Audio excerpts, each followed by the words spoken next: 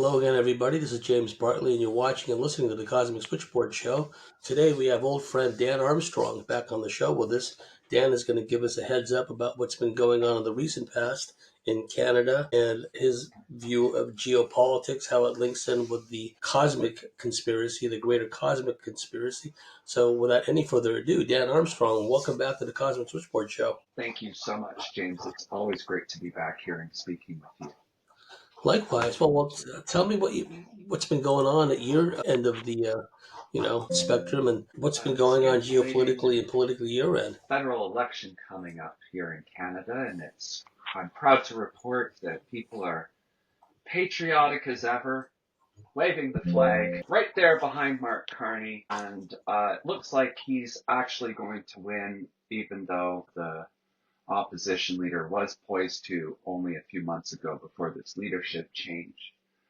Of course, we know that there's this trade war, and there's been like these grandiose statements by people like Trump about taking over Canada and stuff like this. So it's been a lot of fun. I enjoy the theater, and it's very important we understand it's theater. But at the same time, I think we're looking at bigger movements on these Jerry Springer types of moments political leaders see. If I were to summarize it quickly, I would say the moves that we see by Trump, by working with something, to understand it from the point of view of political economy and understand the historical system changes we've already undergone in the last century, then what we can really see is, and they've declared it earlier, we are moving now into the post-globalization movement.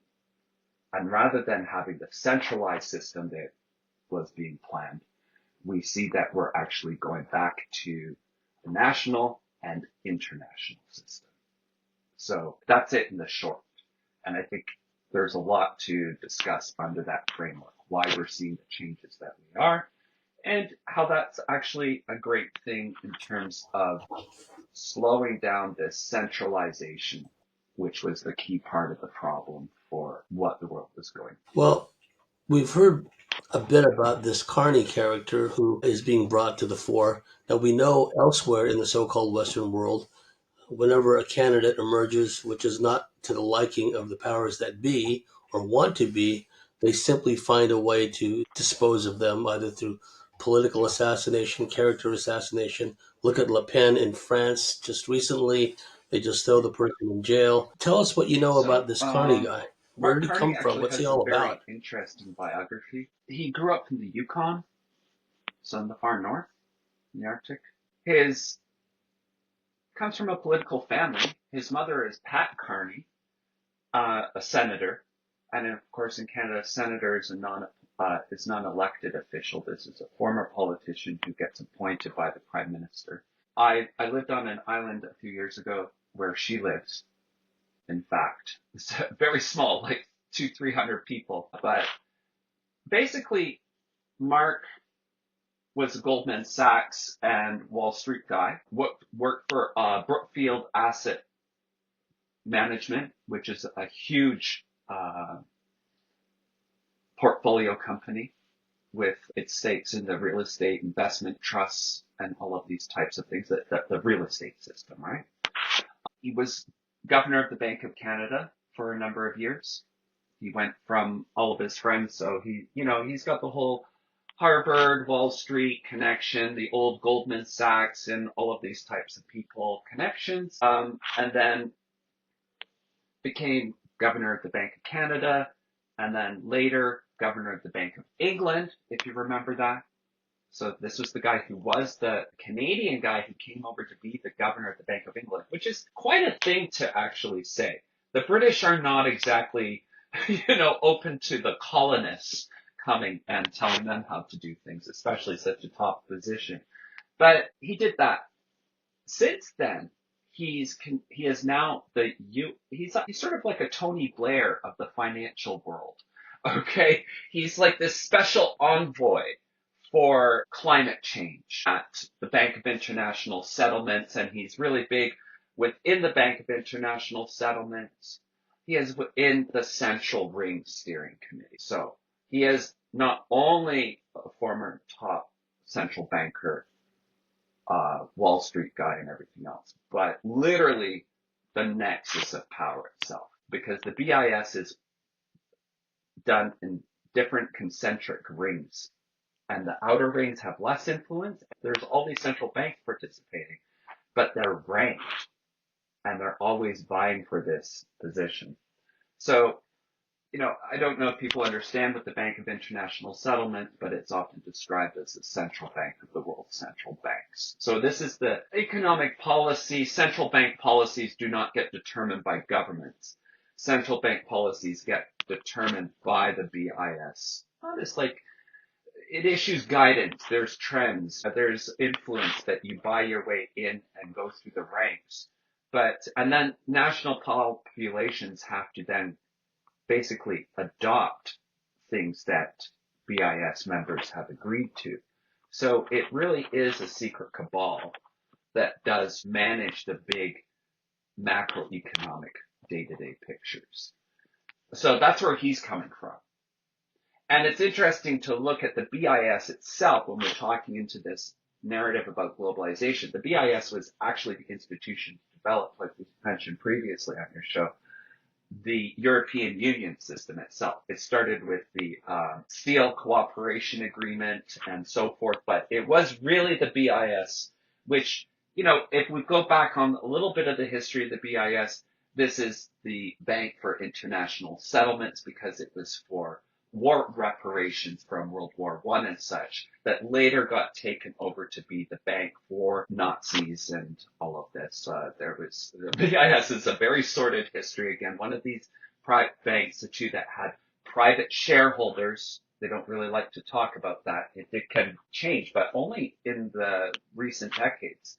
So he's coming from that camp. So Carney is Europe, carbon change, UEF reset, this type of world. This is who Carney is. Okay. And so that's a bit of a background on him that is helpful. How has he been presented to the public? Because we know that Yeah, the general public has the absolutely. attention Well, span of a there's one thing day-old that's not kitten. on the I'm election sorry to all issue you and cat won't lovers be out there. brought up, even though we're at our 5-year anniversary of the lovely military psychological operation of terrorism that the world had to undergo. And that's, of course, not even brought up. Like, let's never forget that, right? I'm really with the Québécois. The Québécois, their slogan for their province is Je me souviens, which is, I will remember. I really respect these people. They know their rights and they understand of the importance of history. So that's not being brought up. It's a lot of, the big issue is carbon tax. Well, should it go to industry or consumers, or should they share it or whatever? But everything's framed, even from the Epoch Times, which is the more, critical, whatever newspaper run by an anti-mainland China organization. They don't question carbon-based climate change at all. That's just a given. And then you get the option within their pre-selected framework about which way you want to go. And then, like the mafia throwing around utility turkeys at Christmas, there's your usual election bribes to the politically illiterate. So Carney's offering something like, well, we'll reduce the income tax by 1% for the lowest income bracket. Now we can afford to, I don't know, buy eggs at the grocery store. This is the framework. So it's all very carefully curated. It's all now behind the trade war. We got to do this now because we got to stand up against Trump trying to take over Canada. And we're so proud to be Canadians, even though we spent 40 years dismantling the industrial infrastructure of the country, living wages for the people, created a hyperinflationary environment through bank lending. None of that gets discussed.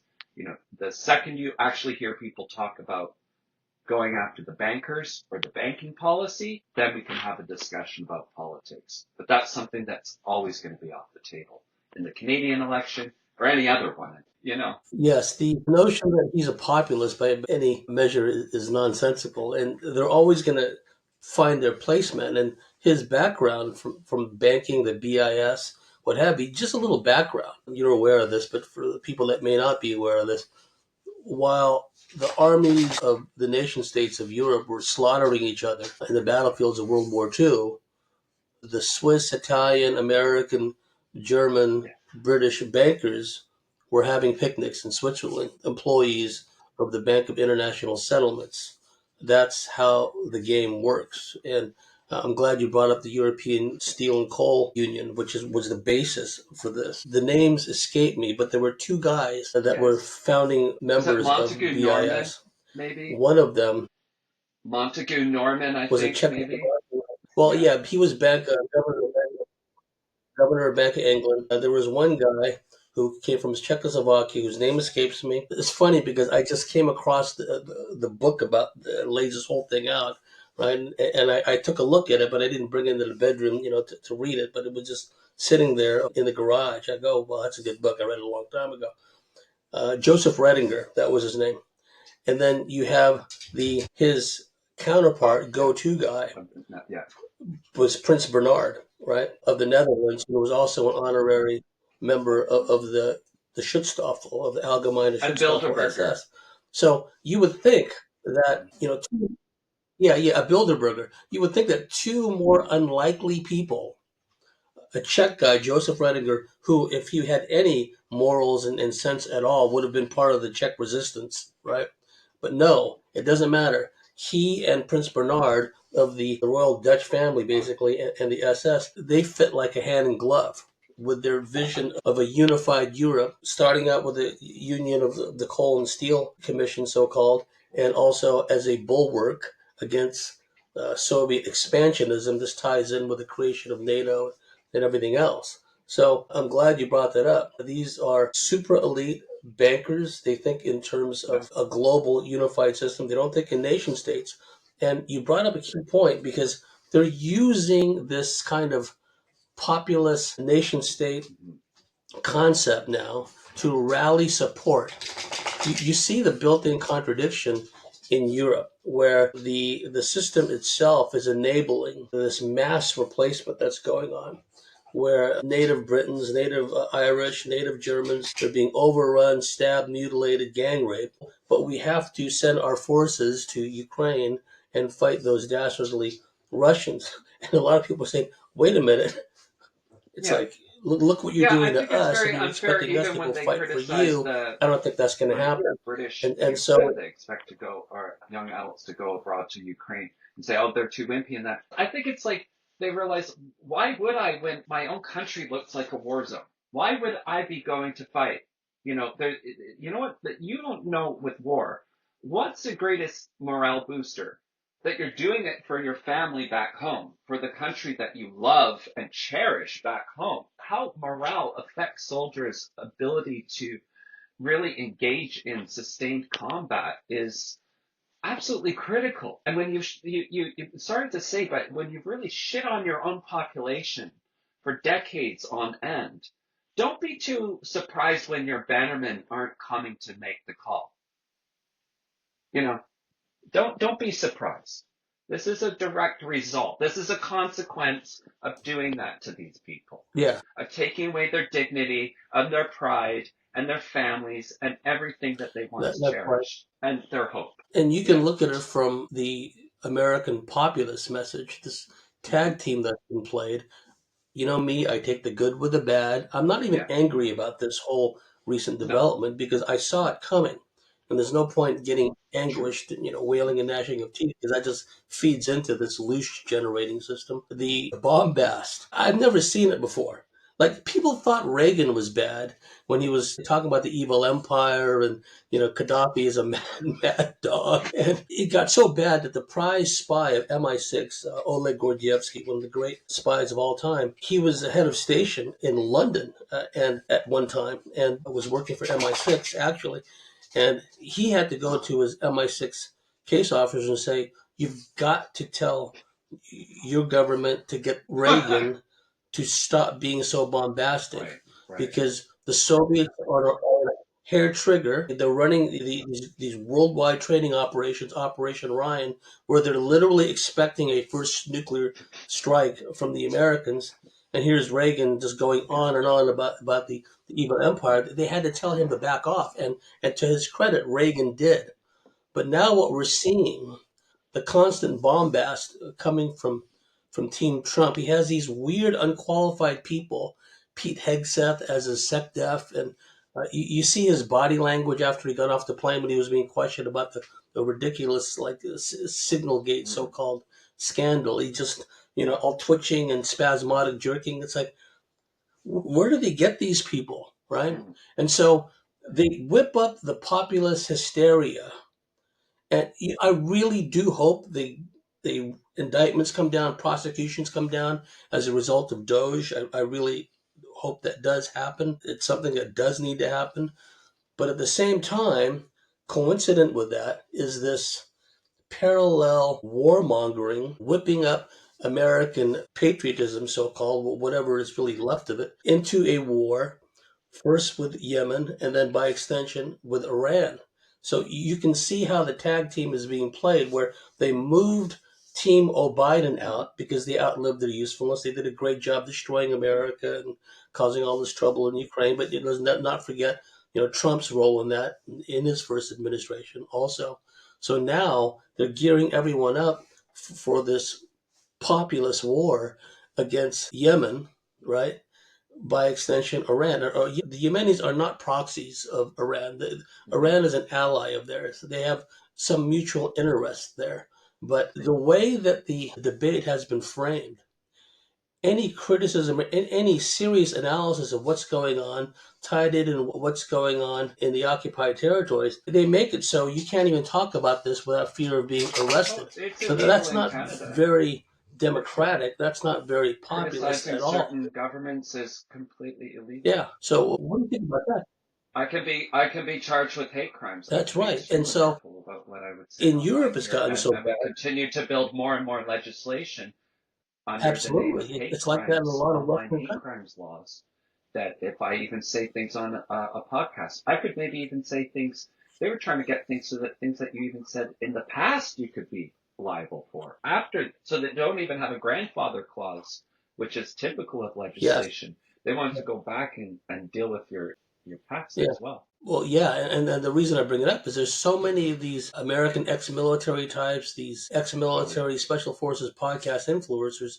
They're all rah for this, and it's like, But have you as guys you been know, paying attention to James, your one history? of the main What happened in Vietnam? All the vehicles that's delivered through is the evangelical Christianity is a big part of it. I'm sorry to say, but it's like people look at them like they're implicitly right because they think it has a correlation with their religious beliefs. They actually are interpreting geopolitical events based off of, it's like, I'm sorry, I've never even been that crazy into Nostradamus, but I think we would consider equally absurd if we started basing national policy based off of these things, right? And this is what people are doing with it. There's this whole Gog and Magog, this whole millennialism, this whole strangeness about the death cult that is ultimately at the core of it. Their desire for this Armageddon, these wars and these conflicts, because they believe, and it sort of ties in to what I want to get into in the second half, but they really believe it's going to bring like their Messiah or something. Like this is the level of fervor that's being impregnated. This isn't just simply conflicts about geo-economic or whatever else. This is people are infusing it with this religion. And I think it's extremely scary because it's this attitude which is about enabling Israel to have this unilateralist policy, because again, it works within this. And I think this is unfair for Israel because they're taking Israel away from being a secular democracy with rule of law, and they're turning it into a religious hyperstate, which even prosecutes Israelis that are critical of that state as well. So, I mean, we got all of this going on, right? and we have the refuseniks who refuse to serve in the IDF. These are people of conscience that don't want to take part in that. And it's gotten so bad in the Western so-called democracies, they're even threatening to bring the draft back in. So it's like, yeah, if you complain about being stabbed and decapitated and gang raped about these horde of immigrants we're bringing in, we're going to arrest you. But at the same time, Right. since you're kind of lukewarm about fighting for your country, we're going to draft you.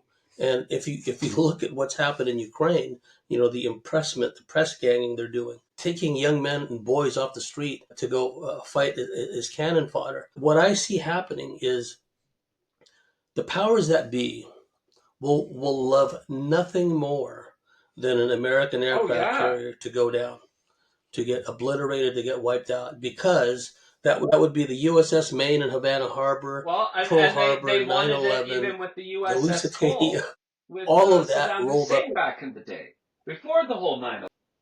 Yeah, yeah, yeah. So even before that, and then how that whole thing was precipitated. They shot down an Iranian Airbus because they somehow mistook it for F-14 Tomcat. Yeah, I And for know. people that don't remember, the reason why there was all this back alley maneuvering between the Israelis, who had a formative role in creating the modern Israeli state, as well as the CIA and MI6. The Shah of Iran's Air Yeah, yeah, Force yeah. flew generally American made fast jet planes, the McDonnell Douglas F 4 Phantoms, and also the Tomcat, the earlier iterations of the Tomcat. So part of the Arms for Hostages deal was these spare parts, because the Iranians Mhm. were running out of spare parts in their long war with Iraq. I mean, that's a whole other story about how that whole thing came about. But the point being is, it just shows how these Western democracies, so called, have had their hooks into the Iranians for so long, even played a Absolutely. key role in bringing about Absolutely. the Iranian revolution. Because imagine if Iran was the way it was, prior to the Shah, where women were walking around in Western dress. Yeah, There prior to was the Ayatollah. universities. Yeah, There, yeah, there was it yeah, was a very Western style prior to the Ayatollah. But in order to make Iran the boogeyman that it is today, yeah. they had to bring in Right. this Islamic state, Absolutely. which they enabled and brought into existence. And And we've let's seen this even tie time and in. again. You You know, know who gets off a lot, and Noriega. America is always getting the blame. But I'd like to really point out, James, and I'm sure you'd appreciate this, the role that France plays still within politics, and still within creating these revolutionary leaders, fanaticizing them, educating them, financially supporting them, giving them diplomatic immunity, and then sending them back out weaponized to take over countries, such as Ho Chi Minh, such as the Shah, as Yeah, the that's what they did with the Ayatollah, Ayatollah. so as so many of these people. I mean, France has really got some pretty dirty fingers in a lot of things, still geopolitically and militarily. And I find Yes. the high horse morally that Europe tries to have against America, like it's somehow restrained or ethical, when they have their history of colonialism, warfare, and continue to have their hooks into everything, just a little bit hypocritical. And I just wanted to point that out. If you look at it now, especially the way it's been overrun, that long period of colonialism, Algeria, the struggle between the colons and the Algerian nationalists, and the heavy hand that the French army had tried to instill there, genocide Oh, yeah. basically against the Algerian people, who were entirely within their right to throw off the yoke of French colonialism. That's why they wanted to kill de Gaulle all that time, because he wanted to pull out and said, this is like not getting us anywhere. And then they pull out the humiliation of Indochina, which was a rallying cry for a lot of French nationalists, because they were trying to salve the wound of the bitter humiliation of their defeat in 1940, et cetera, et cetera. And it's interesting This is what, yeah, how yeah. the socialists had got their hooks I think so it's related early to the into France, Freemasonry, to be honest. because the I first think general election, French Freemasonry and these socialist absolutely, and revolutionary movements are, again, hand in glove. This is the hidden hand that yes, is working behind the scenes. It works yes, together in conjunction with the Swiss there. yes, It's sort of this French Swiss organization. I don't know if you looked years ago at the thing with that fellow that was always going on about Octagon, Switzerland. Fascinating fellow, right?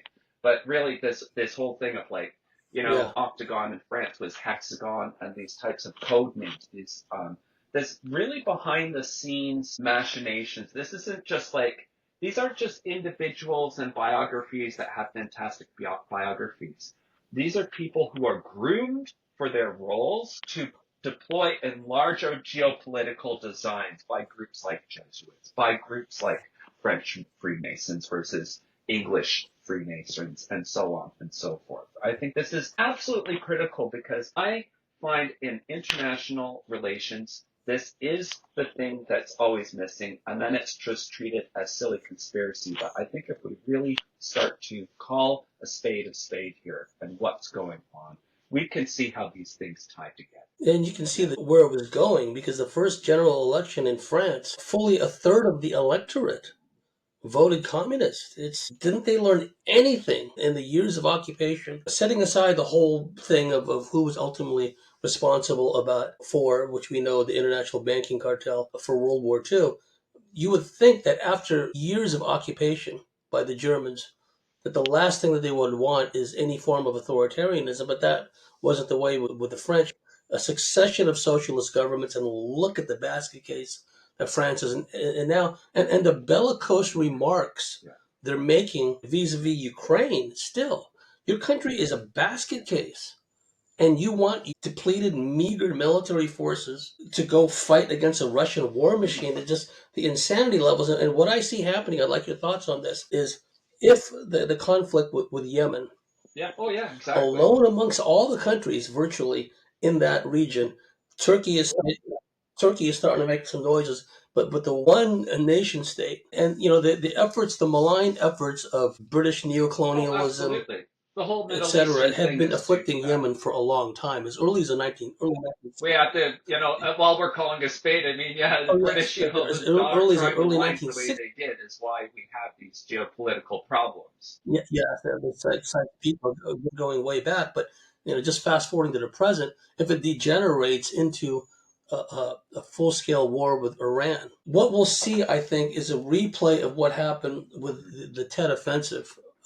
68, 67, 68 in Vietnam, where the the Tet Offensive was a signal for the left to go crazy in America. The protest and everything else just erupting and just totally destabilizing and fragmenting America further. If something like that happens with the Trump administration vis-a-vis Iran because they conveniently allow or somehow enable an aircraft carrier to get hammered, right? Because, like I said, they would like Oh, sure. nothing more than an aircraft carrier to get hammered over there.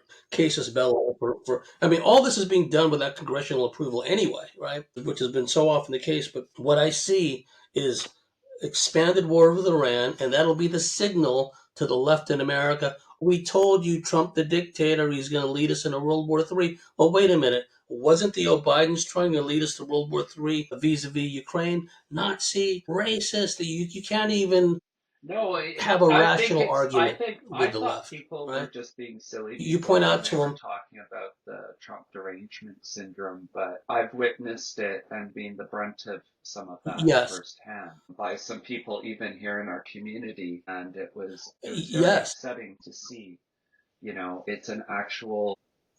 It's an actual psychological disorder and syndrome that affects the nervous it's system an and actual that. syndrome.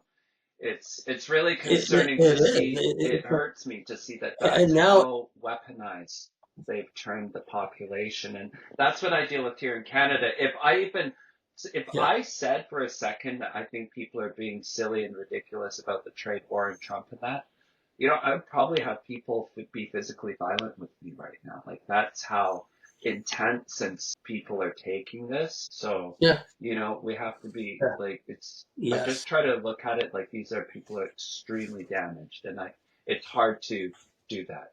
Yeah. Extremely damaged. And any infested. The left used to But here's again, this is despise the that this CIA, this so-called left is so rightly so for all the disconnected. I was like shenanigans this and back in the evil. mid early '90s, and that when we were against globalization, we were against big corporations taking over. We said, you know what I mean? Reasonable things. Let's have sustainable development that we build our national economies and build more Yes, self-reliant and really good things. Okay, let's be a bit socially progressive at the same time. A couple of basic things. But remember, back then, the right used to be, you know, Bible bashers that hated on gays, and it was all like a very weird and like George Bush war of terror kind of conservative.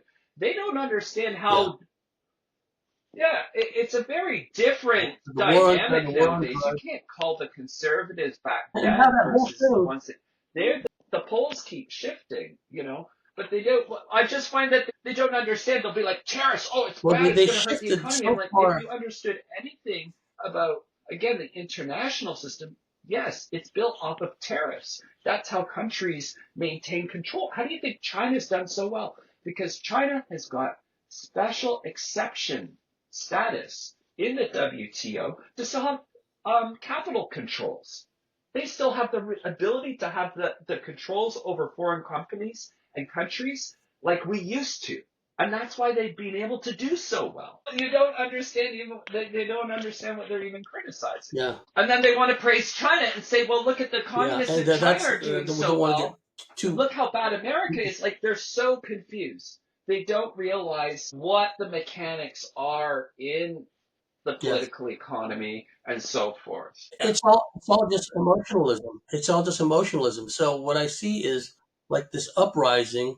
We told you Trump is a dictator. He's going to get us all killed. Like the point I was going to make about the CIA, the left used to disdain the CIA, but now if you say, well, wait a minute, the CIA along with George Soros, they're the ones that did the coup in Right. Ukraine in 2014. Nazi, racist. You can't even like But reason with them. what kind So of the leftists are war they though? What expands. kind of leftists are they though? They Iran and at least leftists in the America are past openly knew attacking. their history.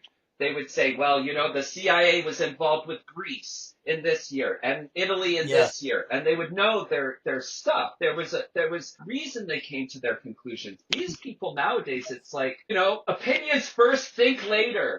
No, it runs the age gamut.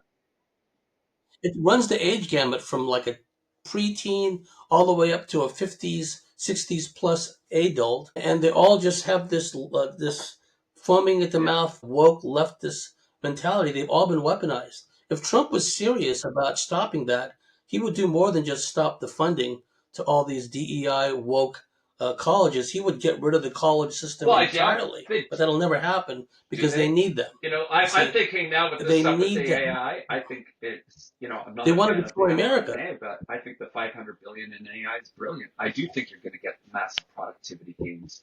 And you know what I think we're going to start to see? The end of all these old systems.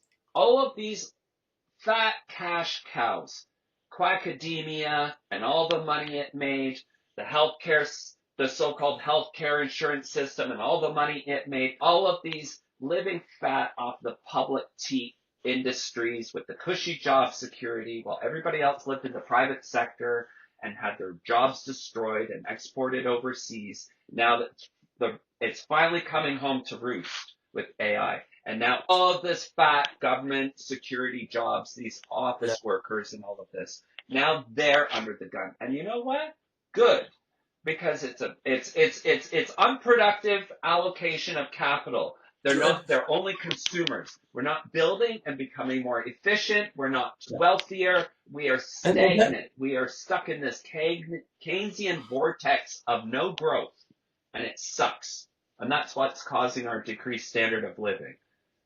yeah, and it's a thing. That's not to say that we're fans of Like, this AI surveillance panopticon that some refer to it as. look, But the if you United look at States would be the way bankrupt if things are they didn't going, do this. right? These Doge cuts right now. The United States again would go through such a massive restructuring again that they would lose all Yeah, control of their own country. yeah, yes, and I just see that accelerating because oil would go through the roof if this open conflict between Iran and the U.S. erupts in the way that they want it to, and we would also see. I mean, it's possible that in solidarity with what's going on in the Persian Gulf and the Middle East, Indonesia, largely, but it is the most Yes, populous Muslim country in the world, in cahoots with the CCP, PLA, Army, Navy, they can do a similar blockade in the that's Malacca why Straits. Japan lost World That's going War to affect II. us here in Australia, Was the oil right? So embargo. if When we're Japan talking, couldn't get the energy inputs, that was yeah, the end of the Japanese empire. That's why they had to go to Pearl yeah, Harbor and that in the first place. that That's was the the only whole reason why reason they that they went. go to the They have to go. Japanese, yeah, because they have to get in the Dutch East Indies to the the oil and the Yeah. raw resources of Malaya and all that because of the embargo, right? Now, when they try embargoes with Russia, they just laugh because they got such a gigantic country with so many mineral resources. They don't go by this uh, notion of That's a more artificial interesting scarcity question with when it comes to petroleum. that They Iran know that it's question, though. abiotic. I They think know, when you're talking about the states, I would look at, because what I've looked at, like, yes, obviously now the states is playing nice with Russia, with Trump. Okay, so they're doing this. So I would be looking at it more as, what does Iran mean to Russia still? Is it still its typical historical relationship? Or is Russia willing to throw Iran under the bus in order to have some relationship with the states where the states like, okay, but we let you get away with Ukraine. Now you're not going to bark too loudly when we play with Iran. Maybe that's the case. We got to really think about it in these terms when you're looking yeah, at this chessboard, because the states understands, and this is what Trump did very well, to give points credit where it's due. I'm not just saying I'm a fan, right? But it's about analysis, political analysis, objectivity. This move to friendly with Russia was brilliant, partially because it then broke down the Russia China relationship, which was a real threat and a real problem for the United States. And having combined China, Russia, where the States was on the outs, was a really bad dynamic. Now that they've undermined China's position via being friendly with Russia, now Russia is in this new obligation zone with the United States. And that's where it becomes interesting with Iran. What do you think? And crushing and then their yes. mutual, Let's see this if it's hatred of just the a European case of Union, moving. the United States, like with Trump and Russia, is also this thing to break. Like, I see, if anybody's worried about anything, people were talking about countries like Iran, we should be looking a lot more at the EU itself. I think we're looking at, in 5 years, the dissolution of the EU itself. Very strong probability. I think if Vegas was Yes, betting, it's the we would process of be the having dissolution. pretty favorable odds at this point. Yeah. Yes, Yeah. because what we're going to see is a dissolution of the EU, the dissolution of NATO. It's just going to become a chaotic, I mean, what is this gang-ridden war craziness zone, that which is this exactly German what the politician has globalists said would about a like in many ways trillion too. dollar debt to finance some crazy military ambition he has? Like a trillion euros? Like, it's insane. Like, especially from the Germans' perspective, because you know what they are like about taking on debt. Like, this Europe is a complete basket case. This Starmer guy in the UK is a total nightmare. I mean, Macron, who cares even? Nobody even Oh my cares about God! Yeah. Germany anymore. That's how bad. You know the EU's going down when nobody even cares about it. Like, who's the chancellor nowadays? What's their party? Like, it all is such nonsense. You know? Yeah, yeah. Well, there was Yeah. a Sorry. debate in the recent past, and forgive us for Yeah. bouncing all over the place, but we're trying to make a general point here. Like in the recent past, there was a panel discussion, which are not really panel discussions, but the one lady who was representing the people in the AFD, right? She was pointing out to the other panelists, it's like you're calling me far right and look what you've done to this country, right? It just this ability for them to just put these labels, far right, extremists. It's like so people that just want a normal family life, want to just be left alone. They're far right nowadays. That's how distorted the whole thinking is. But just to complete that point about the uprising that I see happening, they allow either sabotage or allow or Yeah. just eventually a carrier gets wiped out, right? This war fervor kicks in, and then the war expands, and then that's the signal for the left. And remember, all the mega infiltration of all these cartels, gangs, etc.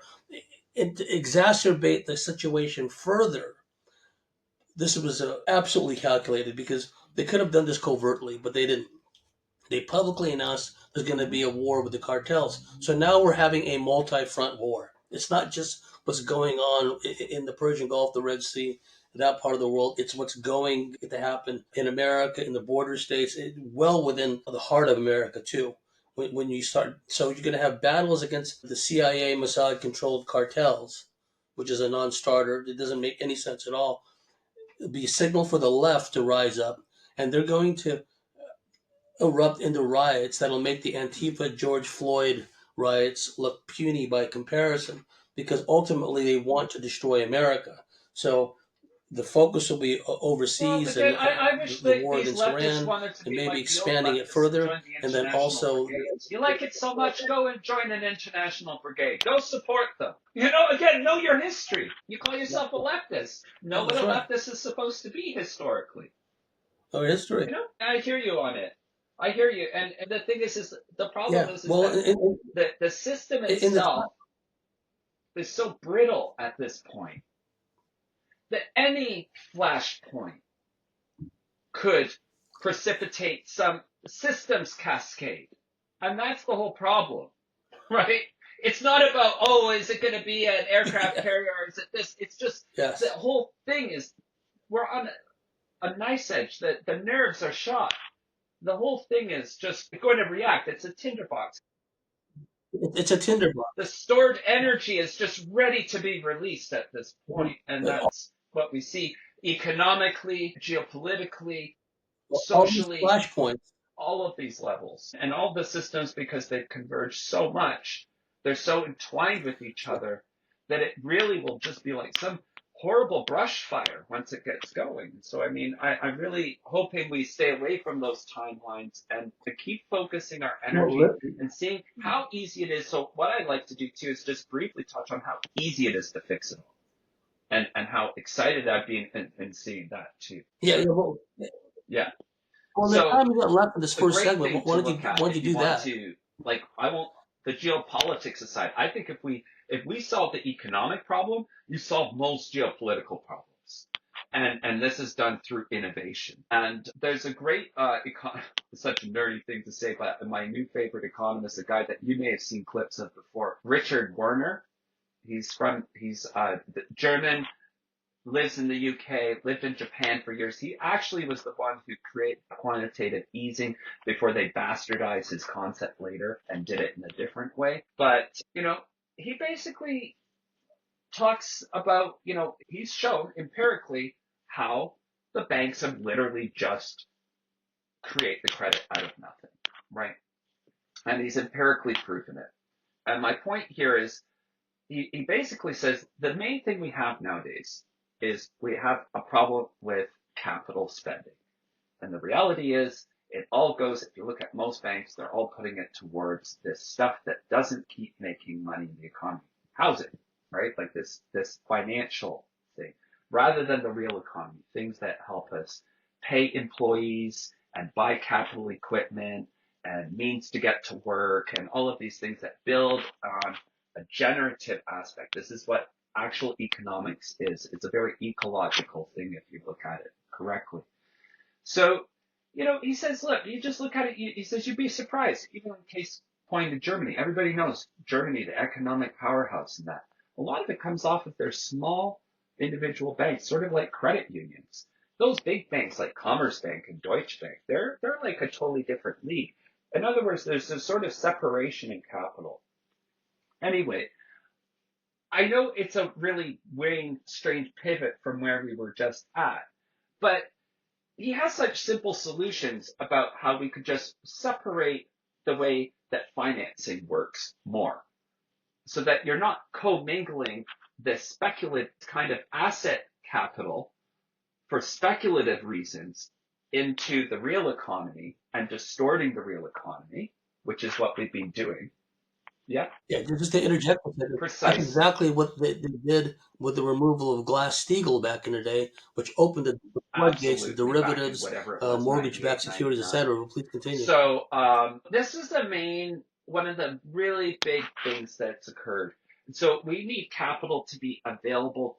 The whole point of capitalism is you keep building more capital. It's producing more than it originally was. This is what gives you growth. And what we've been doing the last 3 decades in the West, and you've experienced in Australia, anybody, especially in the Anglo states, but a lot of developed countries, is asset inflation to paper over what's actually been economic contraction. We've been deindustrializing and having economic contraction. And then we've been importing cheap goods to sort of balance that out and make it not seem as bitter as it is. And then make now somehow your $150,000 house is worth for no reason. Wages have not grown proportionally. Nothing's improved proportionally to justify these rates. And so just separating that one thing now, the hope here and talking about it and seeing that it's not just my desire to see that, oh, we've got to educate people. I've seen recently Trump has even made some moves towards this nationalism as well, this nationalization, where even it's an abstract concept of these clearinghouses. He's now requiring all these things like U.S. treasuries and bonds and everything no longer go through this private institution in New York called the Depository Trust Company, which actually owns everything that passes through its hands and actually renationalizes it into a new clearinghouse. What's going to happen with this is they're going to get rid of a lot of the toxic assets. So there is going to be a market crash. So what I predict, when people are focusing on war, I look at economy. When people focus on the economy, I focus on war. I like to be counterintuitive that way because they tend to be reciprocal and one leads the other and feeds into the other. But I think if we have a good controlled market crash, like you see what Milei has done in Argentina, I mean, it's been rough, right? It's been rough medicine.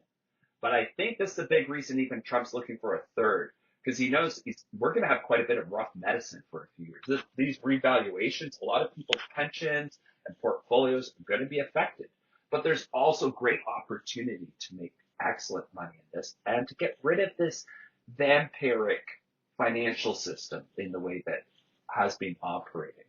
And so I think we solve, that's the point of economics, is you solve war through peace because peace makes more money than war. You have to make peace make more money than war to make it an alternative to war. And when the economy sucks, when there's no potential for growth in the economy, war is the only thing you have left to actually actively creatively destroy a system that won't destroy itself. So I think that the gains that we'll do with, and people don't see it with the AI, I think it's switched a lot from where we were looking at it because we were going to have this very dystopian EU, globalist, UEF, Great Reset, cyber control grid thing that we were only looking at a short time ago. I think the timelines have switched where AI now is the thing that we can reclaim, and they want to keep demonizing it on us because this is the asymmetrical advantage we've been waiting for.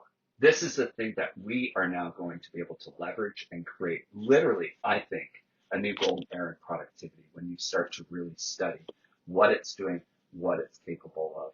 And I'd like to tie it in a bit with the esoteric dimension in this. Yeah, quick point before we end this first segment, and thank you for sharing Yes. that. Mike Adams made great inroads in that direction Yes. because what That's he's what I done is mean. he's set up his own standalone system Yeah. where you can actually get valid, meaningful information out of it. So, and we've talked about this in the past where for these more highly developed, spiritually No. evolved civilizations, AI isn't the boogeyman that we see it as. They have a symbiotic relationship with it, even the way that the craft operate, where they think, well, I want a portal, or I want a window, or I want a hatch there, and the thing just magically appears because they have this cybernetic, telepathic connection with their technology and what have you. Absolutely. So it can be Yeah. made to be a friend and a helper to us rather than this boogeyman, because the way they've got it set up now is they're removing the human element. The human element is rapidly becoming, more antisocial and more woke anyway. So the way that the corporations do it, their model is one that's absolutely guaranteed to engender frustration within consumers. You don't have a Yeah. customer service call center in India anymore or the Philippines. Okay, you have this chat, and if you don't frame your question correctly, Yeah. after about 3 or 4 times, thank you, goodbye, right? Sure. Because you didn't Yeah. you didn't say exactly what you wanted. It wanted to hear. So we're being conditioned to see that, it's a dead end and it's going to lead us around in circles. Well, it has a potential to do that, but what I really like, getting back to what Mike Adams has done, is going, no, there's a different way you can do this. You can make it so it can be our friend and our Yeah. ally. and help Yeah, to like, and make I our just want lives to, better. So encourage I'm that, because glad that you left I it at was that. talking with a friend of mine So just a few weeks ago about this, and he was mentioning Mike Adams specifically, and he was telling me, yeah, offline, and you got privacy, so it's not going, and there's a huge movement now of people saying, no, this is great, we want our data privacy, this is how you build one for $250, $5,000 budget, whatever your budget is, this is what you'll be able to get out of it. And you can take off the bias. You can train it to know the things that you want and specialize it in the things that you want. We could have a Bartley AI, and it's just a yeah, compendium of all of the work that you've done that really understands it and can be an interactive experience. So there's this is a huge, huge resource that well, is I beyond just had understanding. Ryan. Yeah. It is. Well, I just had Ryan Wood on the show a few episodes back, and he set up this program where it's kind of like a UFO directory. You go to this website, you type in just about anything, and then it pulls up things out of the UFO history, but also Oh yeah. military-industrial complex history as well. So I thought that was brilliant. Anyhow, we reached the end of a fascinating first segment with our guest and friend, Dan Armstrong. Sure. Dan, do you want to tell people Just how they could best way contact you? to do things is email me. So nowadays, Mr. Daniel Armstrong at protonmail.com. I'm just staying away from the whole Facebook thing. It's amazing how much more energy and time you have in a You're day not, that you can spend. I could be learning about AI. I can be inspiring myself. I could be reading yeah. philosophy. There is life beyond Facebook. There is, there is. And to our dear listeners, viewers out there, if you like what we do, if you believe in what we do, please go to thecosmicswitchboard.com, sign up, become a member, and we'll see you at the top of the next segment.